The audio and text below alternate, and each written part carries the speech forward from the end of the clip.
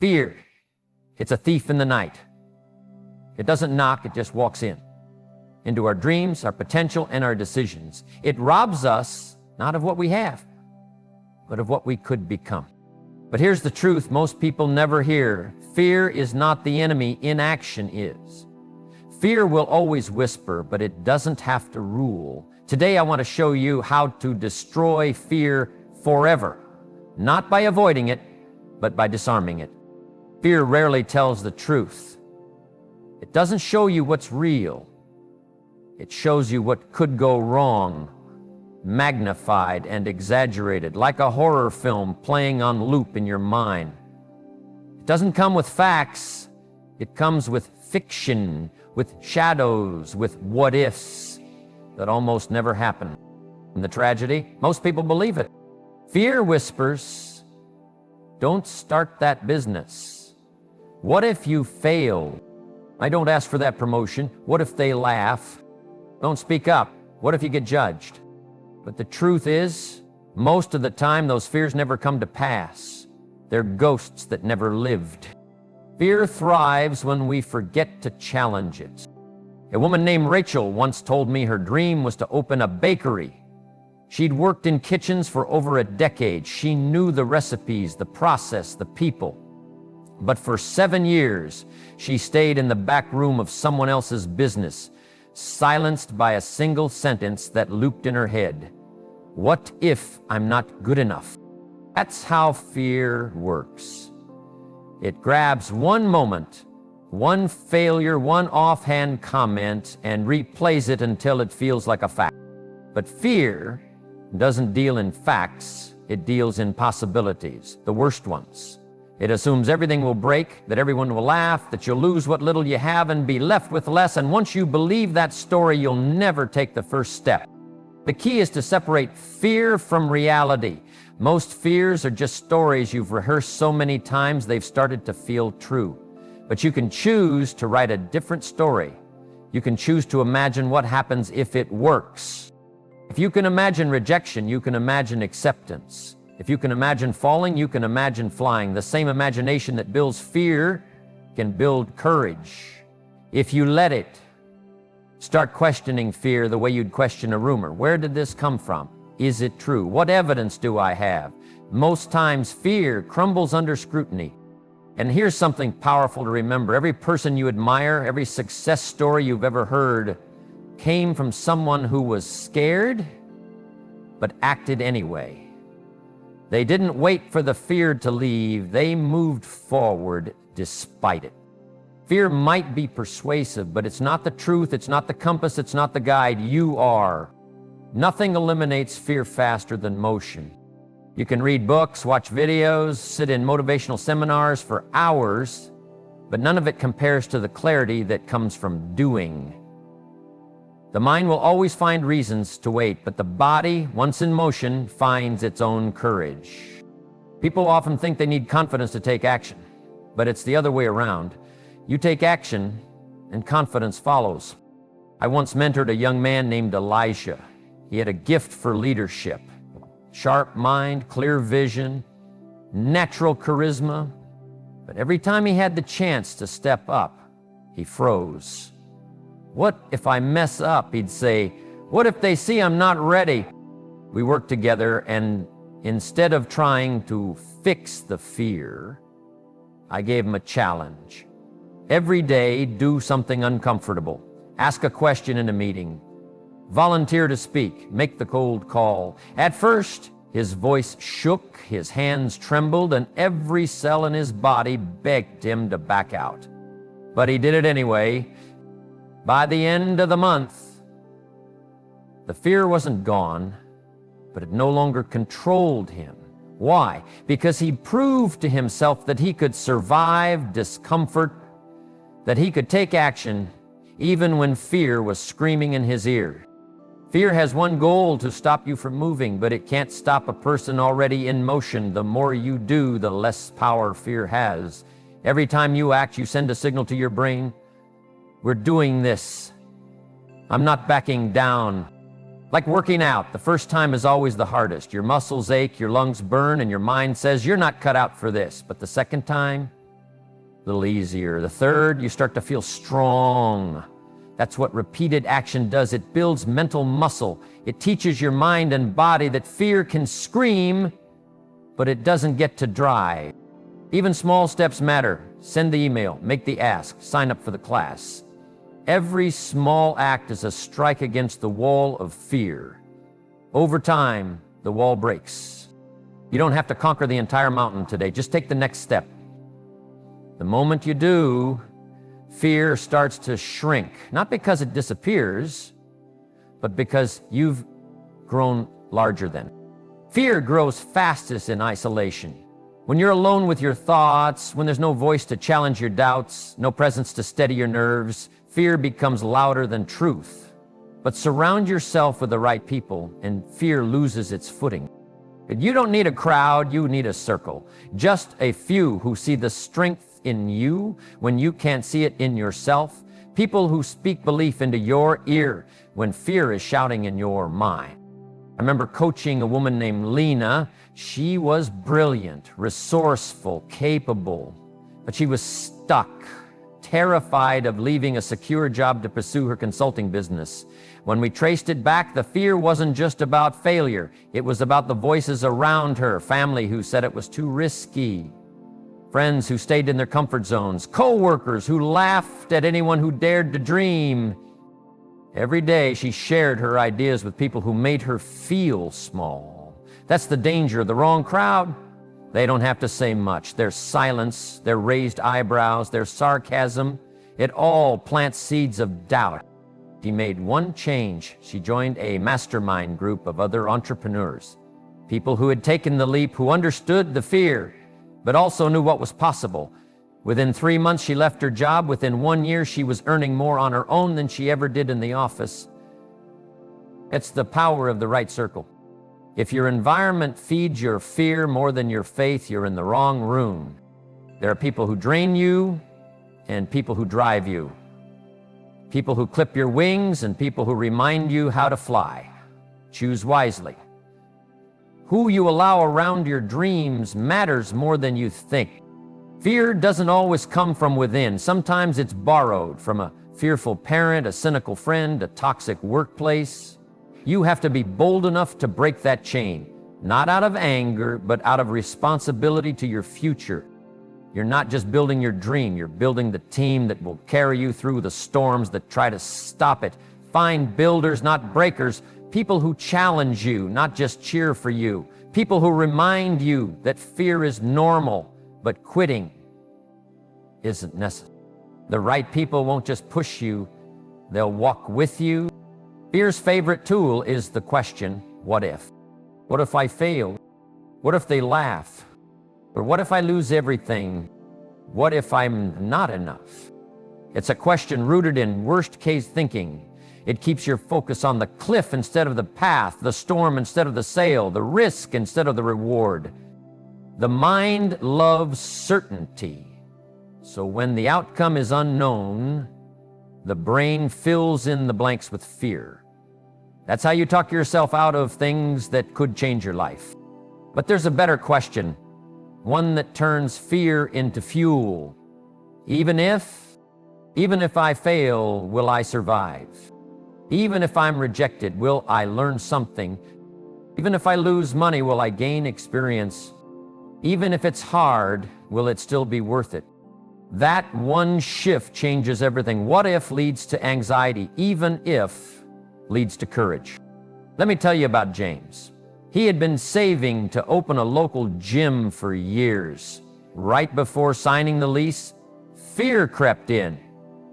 What if no one shows up? What if I can't pay the bills? We sat down and I asked, what's the worst that happens if it all falls apart? He thought for a moment and said, I'll lose some money.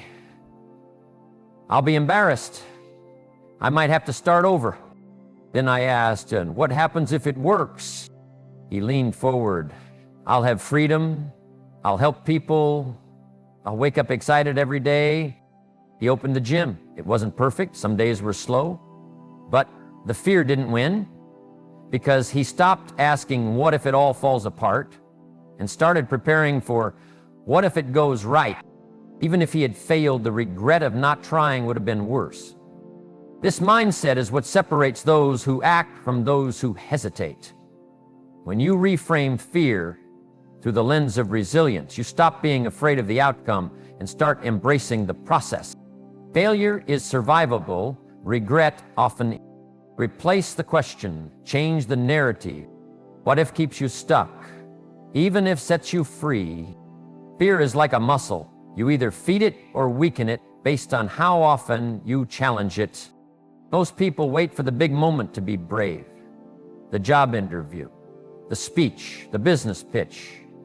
But if you haven't been exercising your courage muscle daily, fear will overpower you in the moments that matter most. It's not about being fearless, it's about building resistance to fear, one small act at a time. There was a man named Carlos I once spoke to after a seminar. He told me he had a crippling fear of public speaking. Couldn't even raise his hand in meetings. I asked him, when was the last time you intentionally did something that scared you just a little? He laughed and said, never. I challenged him to do one thing a day that made him uncomfortable. Not huge leaps, just small, manageable steps. Make eye contact with strangers. Ask questions in meetings. Record himself talking for 1 minute and watch it back. Every single day, he did one thing that made him feel a little nervous. In 6 months, he volunteered to lead a client presentation in front of 30 people. He still felt the nerves, but fear didn't control him anymore. Small fears are the training ground for greater confidence. Every time you face one, you reclaim territory that fear once occupied. Take the cold shower, start the awkward conversation, say no when you'd usually say yes, introduce yourself first, send a message, speak up when staying silent would be easier. These small daily wins teach your nervous system that fear is survivable, that discomfort isn't deadly. Most people overestimate the pain of action and underestimate the cost of hesitation. That hesitation becomes habit, that habit becomes identity, and then fear no longer feels like an emotion, it feels like who you are, but it's not. You were born to grow, not retreat. And every time you face a small fear and choose action, you remind yourself that courage can be built like anything else, with consistency and intention.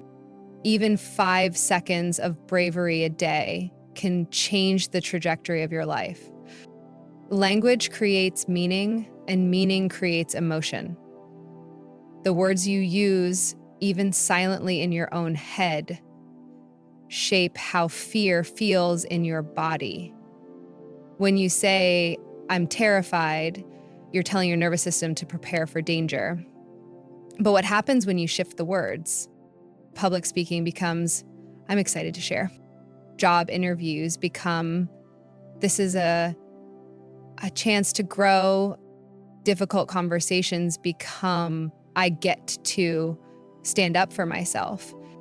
The mind listens to the labels you assign, and the body follows.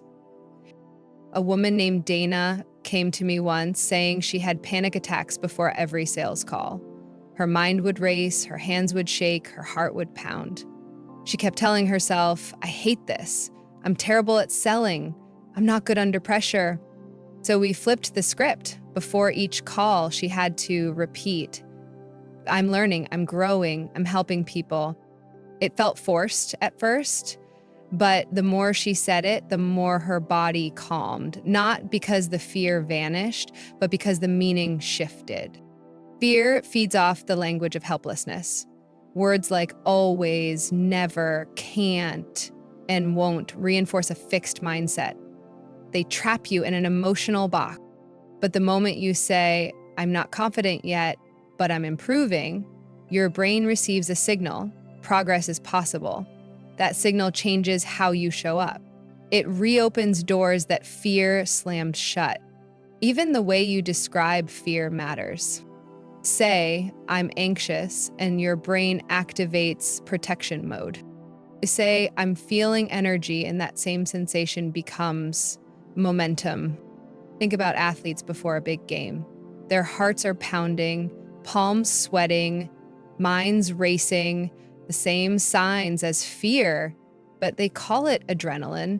They call it focus. That difference in description becomes a difference in outcome. You don't have to lie to yourself. You just have to guide your mind with more empowering language. Try this. The next time fear rises, ask, what else could this mean? Fear before a meeting might mean you care. Nerves before a performance might mean you're stepping into purpose. Shaking hands before a decision might mean you're on the edge of growth.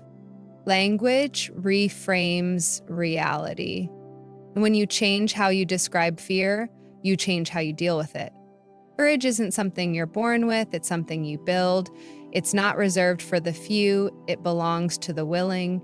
People assume that those who act boldly are naturally fearless, but in truth, they've simply trained themselves to move forward despite fear. Courage is not genetic. It's a decision repeated enough times to become a habit. Think about a child learning to ride a bike. At first, it's terrifying. Wobbly hands, scraped knees, loud crying. But eventually, they get back on the bike enough times, and what once triggered fear now becomes second nature. It wasn't that the fear disappeared, it's that their competence grew. That's what courage does. It doesn't erase fear. It strengthens your ability to act anyway. There's a man named Daryl I once met after a business conference. His dream was to run workshops to teach others financial literacy.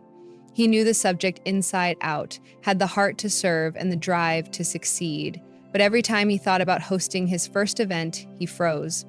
"I'm not a speaker," he said. "That's not who I am." I looked him in the eye and said, "No one is born a speaker. They become one. Just like you become courageous, not by waiting, but by doing." So we broke it down. One small step at a time, he started recording short videos from his phone. Then he joined a small Toastmasters group. Then he volunteered to run a workshop at his local church. He didn't wait to feel ready. He started where he was. 2 years later, he runs a full-time speaking and coaching business, not because the fear disappeared, but because he learned to override it through skill. Courage is just like that. It's a learnable, repeatable response to discomfort. If you wait to act until you feel courageous, you'll stay stuck. But if you act again and again, despite the fear, you become courageous. You grow it like a muscle through repetition, through effort, through falling down and getting back up. Not in front of thousands, sometimes just in front of the mirror. Start saying yes to more of the things that scare you, especially the ones that grow you. Confidence will meet you on the other side. People often talk about visualizing success, and that's powerful. But sometimes the more urgent fuel comes from visualizing the cost of standing still. Fear wants you to focus on the risk of action, but rarely do we stop and weigh the risk of inaction. If you don't change, what happens? If you don't speak up, what gets lost? If you don't take the shot, who misses out on your gift? Inaction is comfortable, but it comes with a silent cost. The cost of unused potential, the cost of unlived dreams, the cost of regret. I once met a woman named Sheila who dreamed for 10 years of writing a book. She had notebooks filled with ideas, outlines, whole chapters. But fear held her hostage. Fear of criticism, of rejection, of not being good enough. She told herself she'd do it later, after the kids were grown, after work slowed down, after she felt more confident. Then her father passed away. He had always encouraged her to write, but she never showed him a single page. At the funeral, she said, "I wasted so much time waiting. Now I'll never get to share that with him." That moment broke her, but it also woke her. She published her first book 6 months later, not because the fear disappeared, but because the cost of waiting had finally become unbearable. That's the kind of pressure fear can't withstand. The clarity of what's at stake. Don't just imagine the win. Imagine the weight of delay. Imagine waking up 10 years from now with the same dream buried in the same notebook. Imagine seeing someone else live your dream because they were willing to do what you weren't. Fear makes the risk of action feel huge, but the truth is, the price of comfort is far higher. Visualize the lost time, the missed impact, the empty feeling of what if. That image, when held clearly, becomes fuel. It shifts you from hesitation to movement, from avoidance to commitment. People don't regret the chances they took and failed, they regret the ones they never took at all. Use that. Let the picture of staying stuck sting enough that you refuse to let fear rob you again. Fear has a voice, but it doesn't deserve the final word. It will whisper that you're not ready, not worthy, not capable. But you now know better. You've seen the path. You've learned that fear is not a stop sign, it's a signal. A signal that you're standing at the edge of growth. The people who break through aren't the ones who never feel fear. They're the ones who refuse to be ruled by it. They feel it and move anyway. They tremble and still try. They doubt and still do it afraid. You can be one of those people. You've learned how to silence the lies of fear by telling yourself the truth. You've learned that your circle shapes your courage. You've seen that fear shrinks when you face it daily, that language transforms experience, and that courage is not a trait you were born without. It's a skill you can build with effort and time. And now you know this. The pain of inaction is far greater than the discomfort of trying. There's nothing more costly than letting your life shrink to fit your fears. You were not built to live in a shell. You were designed to rise, to stretch, to speak, to serve, to shine. There's a version of you that exists beyond the fear, more confident, more alive, more fulfilled. And that version is waiting on the other side of one decision: to act. Not when the fear is gone, but now because it's still there. So step, speak, launch, ask, begin. Whatever it is you've been putting off, take one small action and let that action become your new standard. Because once you've seen what you're capable of beyond the fear, you'll never want to go back. You don't destroy fear by waiting.